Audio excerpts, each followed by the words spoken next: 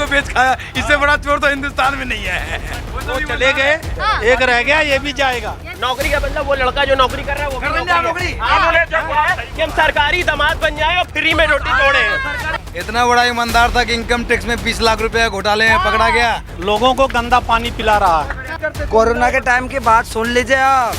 हमारी जो माननीय प्रधानमंत्री नरेंद्र मोदी जी ने क्या किया था, सुबह वेस्ट बंगाल और रात को दिल्ली। उसको रिजाइन दिलवा दिया अधिकारियों ने अपनी इज्जत बचाने के लिए। ये तो इंद्र भगवान की है जो बाढ़ लाए बहा ले गए, ठीक है ना, इसके बस का कुछ नहीं है। इतना बड़ा ईमानदार था, अन्ना हजारे को धोखा देके चले आया।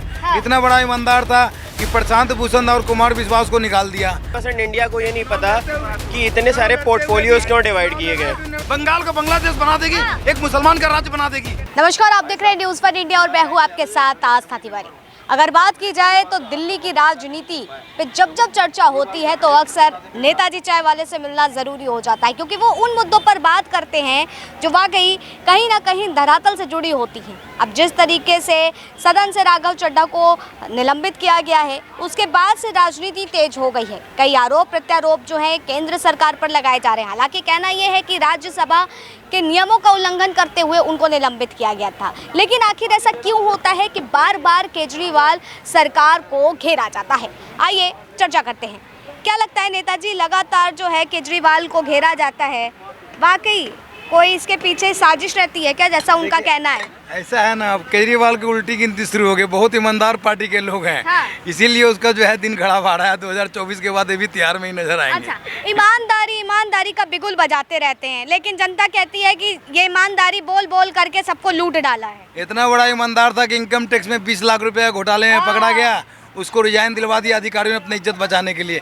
इतना बड़ा ईमानदार था, अन्ना हजारे को धोखा देके चले आया। इतना बड़ा ईमानदार था कि प्रशांत भूषण और कुमार विश्वास को निकाल दिया, यादव को निकाल दिया। तो इससे बड़ा ईमानदार कौन हो सकता है? और बाकी जो ईमानदार बचे तिहाड़ में पड़े हुए हैं, इससे बड़ा सबूत क्या मिल सकता है? नहीं, वो हमारे विधानसभा के विधायक हैं। इतना बड़ा ईमानदार है कि मस्जिद वालों को तनख्वाह देते हैं और मंदिर वालों को घंटा दिखाते हैं। लेकिन राघव चड्ढा उन्हीं के पार्टी के, वो ये बात कहते हैं कि हम लोग इतने ईमानदार हैं कि एक एक रुपए, एक एक पाई का हिसाब तक दे सकते हैं। ये हम पर आरोप जो है केवल हमको घेरने के लिए लगाए जाते हैं। देखिए, ईमानदार है तभी तो इनका दिन का फतेह होना शुरू हो गया है। अगर ईमानदार, इतना ईमानदार थे तो दिल्ली की एक लोकसभा सीट क्यों नहीं जीत पाए 3 बार के सरकार में? और इस बार तो कुछ मिलना ही नहीं। इस बार तो विधानसभा भी इनका जा रहा है। हो सकता है केजरीवाल को कोई मामूली आदमी नई दिल्ली विधानसभा से ना हरा दे। लेकिन जिस तरीके से राज्यसभा से उनको निलंबित किया गया है राघव चड्ढा को, इसको आप किस तरीके से देख रहे हैं? क्योंकि उनका लगातार कहना है कि केंद्र सरकार हमसे डर गई है, इसीलिए एक एक करके हमारे लोगों को, नेताओं को हटाती जा रही है। एक बात बताइए, जो लोकसभा का चुना हुआ राज्यसभा में गया है, कोई जनता का प्रतिनिधि नहीं किया हो, उसको नेता चुन के भेजा है, उसको अहमियत क्या है लोकसभा का और राज्यसभा का? और या वहाँ जो जनप्रतिनिधि बोल रहे हैं, लेकिन उनका कहना है कि 34 साल के राघव चड्ढा से डर गए पूरे बीजेपी पार्टी के लोग। ये सब कहता है नहीं है ना, हाथी चले बाजार कुत्ता भोगे हजार, वही हालात इनका हो गया है। अच्छा, तो मतलब हाथी चले बाजार कुत्ता क्या दे रहे हैं? हाँ, इसीलिए दे रहा है कि भाई देखो, ये जो है ना, बीजेपी के जितने भी नेता हैं सब हाथी हैं। और एक कुत्ता की तरह भोग रहे हैं, काट तो पा नहीं रहे हैं और अपने आप को ईमानदार साबित कर रहे हैं। इतना बड़ा ईमानदार वो पूरा दिल्ली और पूरा दुनिया जानता है। सब जगह से मुंह काला करके दिल्ली आ रहे हैं। दिल्ली वालों को परेशानी भी देती है, दिल्ली को तो सजा नहीं पाए और ईमानदारी की बात करते हैं। लेकिन अगर बात की जाए तो वो तो लगातार यही कहते हैं कि जितने भ्रष्टाचारी है सब भारतीय जनता पार्टी से मिल जा रहे हैं। अगर भ्रष्टाचारी होते हैं तो 2018 में विश्वास प्रस्ताव लागू किया गया तो उसमें भी पूर्ण रूप से बहुमत मिली थी। और 2019 में भी सारे गठबंधन के पार्टी बुढ़िया बिस्तरा बांध के चले गए, वो भी जीत के आ गई। और अभी भी सारे 26 पार्टी के नेता नहीं मिल रहे हैं। वो कह रहा हम पर यानी बिना दुल्हा का बारात चल रही है। उसका क्या भरोसा कि कौन प्रधानमंत्री बनेगा? 2024 में भी ताल ठोक के नरेंद्र मोदी की सरकार बनेगी और केजरीवाल की फतेह होने वाली है। चलिए मान लेते हैं दूल्हे की आपने बात करी कि विपक्ष में कोई दूल्हा नहीं है, कौन दूल्हा बनेगा, तमाम चीजें हैं। लेकिन जिस वजह से आम आदमी पार्टी और कांग्रेस का गठजोड़ हुआ था कि अध्यादेश पर उनको वोट किया जाएगा, समर्थन किया जाएगा, अब वो तो चला नहीं, अध्यादेश पास हो गया, तो क्या इंडिया गुट टूटेगा? भाई ऐसे कैसे टूट जाएगा? वो तो टूटना ही है। ऐसे भी ये तो सामने दिख रहा है, लेकिन 2024 के बाद एक भी पार्टी के लोग नजर नहीं आएंगे। और रहा बात उस केजरीवाल की बात करते हो जो शुरू में कहा था कि हम कांग्रेस से गठबंधन नहीं करें, औलाद की कसम खाते हैं। जो औलाद का नहीं वो जनता का क्या होगा? 52 लाख का महल, करोड़ों का महल, ये तब चर्चा चल रही है। बीजेपी वाले कह रहे हैं बनवा डाला, वो कह रहे हैं कि हमने रिपेयर करवाया है। जब दिल्ली में लोग कोरोना के आग में झुलस रहे थे तब ये शीश महल बनवा रहा था। ये कैसा मुख्यमंत्री है पहले बताइए आप। हाँ। ये जनता जवाब देगी 2000 आगे आने वाला चुनाव में। हाँ। लेकिन जिस तरीके से लगातार 2024 की रणनीति चल रही है, उस बीच क्या लगता है कि वाकई केजरीवाल दिल्ली वालों का भरोसा जीत पाएंगे और इंडिया के खेमे में कुछ मतदान, कुछ वोट ला पाएंगे? कुछ नहीं ला पाएंगे जी, बस ये कहने की बात है। अब इसका बोल ही रह गया, बाकी इनकी है क्या। लेकिन उनका तो कहना है कि इतना हमसे भारतीय जनता पार्टी इतना डरती है और जनता हमसे इतना प्यार करती है कि 3 बार हमको सत्ता दे दी। अभी दिल्ली ऐसा है ना, दिल्ली की सत्ता की बात नहीं है। दिल्ली में लोग फ्री के चक्कर में चले गए हैं और झूठे के साथ हो गए हैं। क्या इससे पहले क्या मदन लाल खुराना की सरकार नहीं थी? शिला से बढ़िया काम दिल्ली में किसी ने किया है? आज तक कोई माई का लाल ने शिला से बढ़िया काम नहीं किया। मैं अरविंद केजरीवाल का विधानसभा में बैठा हूँ, 3 बार सरकार बना है और 3 बार कभी पटरी वाले का हाल समाचार भी पूछने आया है क्या? हाँ, खाली मंदिर और मस्जिद और रोहिलियों के चक्कर में पड़ा हुआ है। ये घुसपैठियों को शरण दे रहा है, अपना वोट बैंक बना रहा है। अब ये भी घुसपैठी में अगले 2024 के बाद शामिल हो जाएगा। ये भी ईमानदार तिहार में चले जाएंगे। पटरी की आपने चर्चा करी, तमाम चीज़ों को लेकर के आपने जिक्र किया, लेकिन इस बीच क्या आप हमें ये बता सकते हैं कि केजरीवाल जिस तरीके से अगर उनको समझा जाए, वो ये कहते हैं कि जितना काम हमने दिल्ली के लिए किया है, साथ ही शीला के काम को लेकर के कांग्रेस पार्टी को जिस तरीके से अमर्यादित तरीके से बातचीत की जाती थी, आज उन्हीं के साथ गठजोड़ कर रहे हैं। आखिर ये कैसी राजनीति? देखिए, ये तो बोलता कुछ है, करता इसका बिना पेदी का लोटा है ये। इसका तो भरोसा करते ही नहीं है। और शीला का सामना क्या, शीला का तुलना क्या करेगा? शीला का करा पे लिपा पोती कर रहा हो, क्या नया किया है पहले बताइए ना। आप ही बता दीजिए। हम उसके विधानसभा में बैठे हैं, ये पत्थर किसका लगा? झीलें बनवा रहे हैं, झीलें बनवा रहे हैं। तो झील तो बनवा दिए पूरे दिल्ली में, और घर को शीश महल बना, वहाँ भी झील बन गई इसकी। अच्छा, तो वहाँ भी झील बन गई। हाँ, क्या कह रहे हैं सर? ऐसा है बेटा, लोगों को गंदा पानी पिला रहा है। जहाँ नई कॉलोनियाँ हैं सबका तोड़ फोड़ कर रखा है। अब इतना गंदा पानी पी रहे हैं कि लोग बाग बिस्तर पकड़ लिए। अंबेडकर अस्पताल भर गया है। ठीक है ना इसका। लेकिन दिल्ली सरकार कहती जितना शुद्ध हमने यमुना को कर दिया है, इतना तो कोई कर नहीं पाया। ये तो इंद्र भगवान की है जो बाढ़ लाए बहा ले गए। ठीक है ना, इसके बस का कुछ नहीं है। एक नाली साफ नहीं कर पाते इसके नगर निगम के, तो ये गंगा वो जमुना कैसे कर लेगा? तो आखिर क्या लगता है कि दिल्ली की सत्ता में परिवर्तन कौन ला सकता है? अगर केजरीवाल नहीं तो कौन? भाई जैसे उद्धव वैसे माधव, कोई नहीं ला सकता, सब एक ही की तरह है। लेकिन अब सब में किसी ना किसी एक को तो चोर बनाना ही है। कोई बड़ा चोर, कोई छोटा चोर। अच्छा, तो छोटा चोर कौन दिख रहा? छोटा चोर कौन दिख रहा? कोई नहीं है। छोटा चोर कौन दिख रहा? अब हमें क्या पता है, तो आप जनता देख रही है कौन है? दिल्ली को बेच खाया, इससे बड़ा चोर तो हिंदुस्तान में नहीं है। तो देख लीजिए केजरीवाल नहीं कहा जा सकता है, क्योंकि साला ये दिल्ली के पटरी वालों को भी धोखा दे दिया, पार्टी का नेता को धोखा दिया तो दिया, दिल्ली के पटरी वालों को भी धोखा दे दिया इसने। अन्ना हजारे इतना विश्वास किया था उस पर, बूढ़ा आदमी का जिंदगी खराब कर दी इसने। क्या लगता है कि आदमी प्यार के धोखे में संभल सकता है, लेकिन राजनेताओं के धोखे से संभल सकता है? कहीं का नहीं रहा बेटा, वो तो ऐसा धोखा मिला को कहीं संभल ही नहीं रहा वो। जाएंगे कहाँ? हाँ, जाएंगे सब तिहाड़, और कहाँ जाएंगे? इनका लास्ट घर तिहाड़ ही है, और क्या है?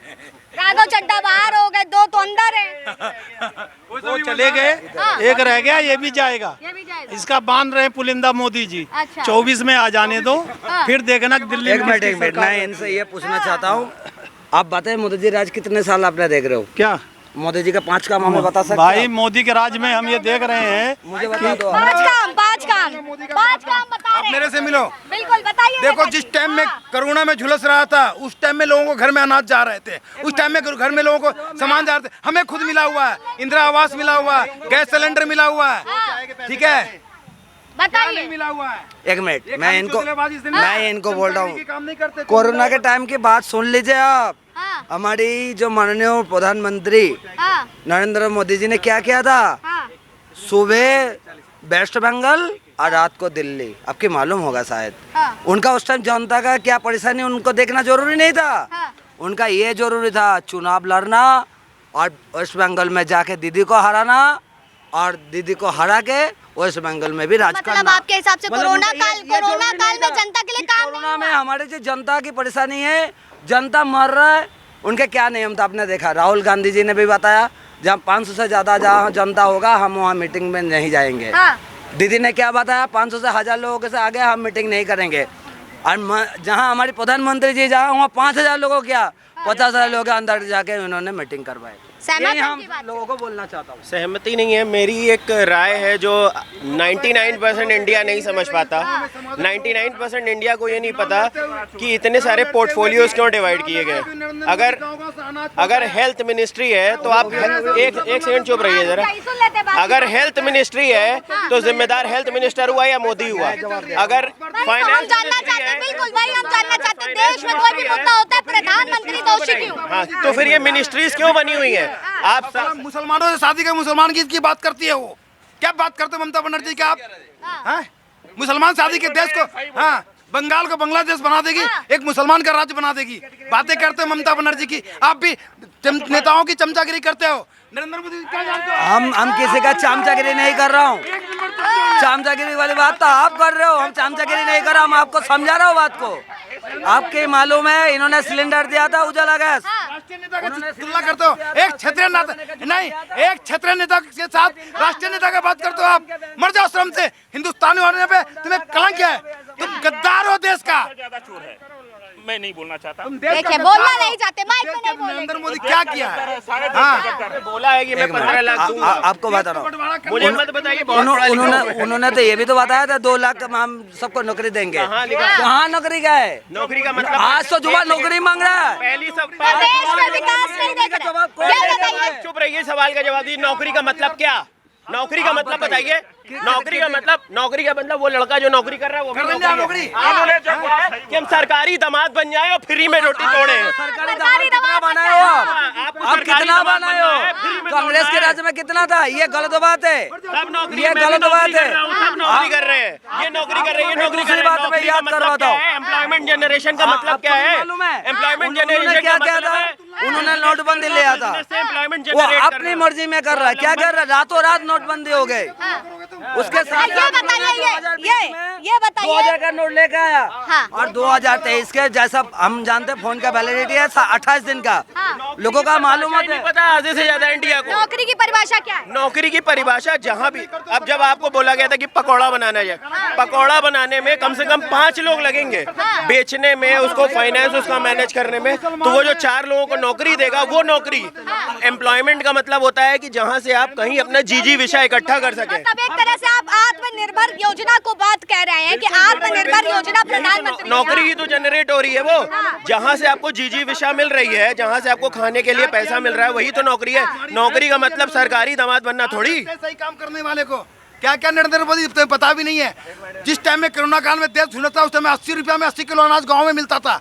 ठीक है, घर घर लोगों को खाते में पैसे आता था, आज भी मिल रहा है। हाँ, उस नेता की बात करते हो।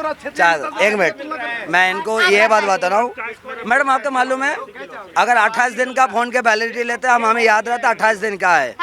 ठीक है, अगर हमने 3 महीना के वैलिडिटी लेते 3 महीना के याद रहता है। जो हम 3 महीना के बाद ये वैलिड खत्म हो जाए। एक मिनट, हिंदुस्तान में कहाँ से आई? ये हिंदुस्तान का गद्दार का तुलना है। इंडिया के गुट की बात होगी। ऐसा नहीं, हम घुमा नहीं सकते। देश के साथ तो आप बता सकते 2020। अच्छा आप ये बताइए, ठीक है, ठीक है, नहीं पहले आप ये बताइए, आप बात सुनिए पहले। ये मैं क्या बोल रहा हूँ, जो इनका जो वैलिडिटी होता है हमारे फोन के मान लीजिए हमने 28 दिन का वैलिडिटी है, 21 दिन का है, 3 महीना का, मुझे याद है इतना दिन तक कि हमारी वैलिडिटी खत्म होगा। आप बताइए जहाँ 2000 का नोट हमने निकला तो 3 साल में हम अचानक इस नोट को बंद कर रहा हूँ। इसका वैलिडिटी कहाँ से? दिक्कत कहाँ है? नोट बंद, दिक्कत कहाँ है? भारतीय जनता पार्टी से ये बताइए, दिक्कत कहाँ है? भारतीय जनता पार्टी से, नरेंद्र मोदी से, या फिर नोटबंदी से? दिक्कत कहाँ है? पब्लिक बोल रहा है केजरीवाल नहीं, अपने घर का जिम्मेदारी आप लोग, सरकार ठेका ले रखा है। सरकार सहूलियत दे सकता है, ठेका नहीं ले रखा है। ये बात का आप ध्यान रखिएगा। अपना घर आपको संभलता नहीं है। अपना घर तो संभलता नहीं है, अब प्राइम मिनिस्टर की बात करते हो। आप अपना बातें में जा रहा हूँ। हम अपने वादे में क्या जाओगे? खुद को पहले संभलो। चाय लीजिए, चाय पीते जाइए, चाय की चुस्की नहीं कम होनी चाहिए। और बांग्लादेश की बात यही तो चाय में मजा है। आप जैसे व्यक्ति को मर जाना चाहिए, ऐसे व्यक्ति को चाय का असली मजा तो यही है। हिंदुस्तान के हित के लिए बात करूंगा, चाहे कोई प्राइम मिनिस्टर हो उसका मैं सम्मान करूंगा। हम अगर लड़ूंगा तो विधायक से लड़ूंगा, MP से लड़ूंगा, मुख्यमंत्री से लड़ूंगा। प्राइम मिनिस्टर संरक्षक है हमारा देश का। हम उससे नहीं लड़ सकते, उससे अपना अधिकार हमारा जनता तक पहुंचाने का सोएसन काम करेंगे। एमएलए, एमपी और मुख्यमंत्री हम नहीं उनका इंटरफेयर कर सकते। नेताजी, लेकिन आप क्या ये हो बताइए। बांग्लादेशी का हाँ। तुलना कर रहे हो? प्राइम मिनिस्टर से शर्म है आपको इस बात को लेके? आखिर जनता जो है, जो विपक्ष को वो करती है, मतलब उसके पक्ष में बोलती है, विपक्ष के पक्ष में बोलती है, कोई भी मुद्दे पर नरेंद्र मोदी पर क्यों चली जाती इसीलिए कि वो बहुत ताकतवर है, आने वाला कल में किसी को आने नहीं देगा, सबका बुढ़िया बिस्तर बन रहा है। है? क्या इसीलिए इंडिया वर्सेस नरेंद्र मोदी हो रहा है? हाँ, इसी वर्ष हो रहा है। हाँ, एक मिनट, आपकी मालूम है हाँ। जो प्रधानमंत्री होते हैं, मैंने आराम से कर रहा हूँ, उन्होंने थोड़ा तेजी से कर रहा है। प्रधानमंत्री मतलब क्या होता है? हाँ, देश के लिए राजा है। हाँ। एक मिनट, चला एक गरीब आदमी 12,000 बिस्तर लेता है, 1,000 रुपये महीना देता है। ये शोषण नहीं हो रहा? कहाँ देश गया के लिए केजरीवाल? मंत्री है ना वो, कहाँ गया पूरे केजरीवाल? देश का है ना। कि 30,000 तनख्वाह लेता ये है। लग रहा है हमारी जो प्रधानमंत्री है, इन्होंने तो अपनी पार्टी के लिए काम करता है, आपकी मालूम है। क्यों देश में- राम मंदिर नहीं बना, सड़कें नहीं बनी, विकास नहीं हुआ? वहाँ जाके चुनाव के लिए चर्चा हो रहा है। हाँ, स्कूल में अपना टॉप का अपने बेटों को स्कूल में क्यों नहीं पढ़ाता? सहमत है इनकी बात से सर? देखिए, सहमत है बात से?